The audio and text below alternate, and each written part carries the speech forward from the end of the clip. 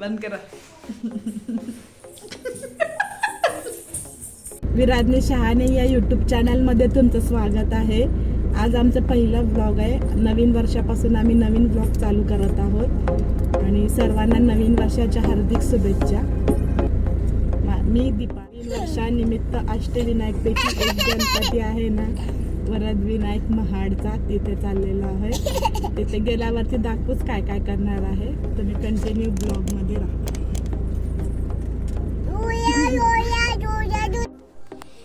आम्ही दरवर्षीप्रमाणे ह्या वर्षी पण अष्टविनायकपैकी वरदविनायक गणपती बाप्पाच्या दर्शनाला निघालो. मग काय, गाडी पार्क केली आणि पायी पायी निघालो गणपती बाप्पाच्या दर्शनाकडे. पुढे येताच आम्ही पाहिलं तर काय 2 किलोमीटरपर्यंत रांगा लागलेले होते. मग काय, मी दीपालीला पाहिलं आणि तिने मला पाहिलं आणि आम्ही दोघे तसंच रांगेमध्ये उभे राहून गणपतीच्या दर्शनाकडे निघालो. तसंच आम्ही गाभाऱ्यापर्यंत पोचलो आणि बाप्पाचे अखेर शेवटी दर्शन झाले.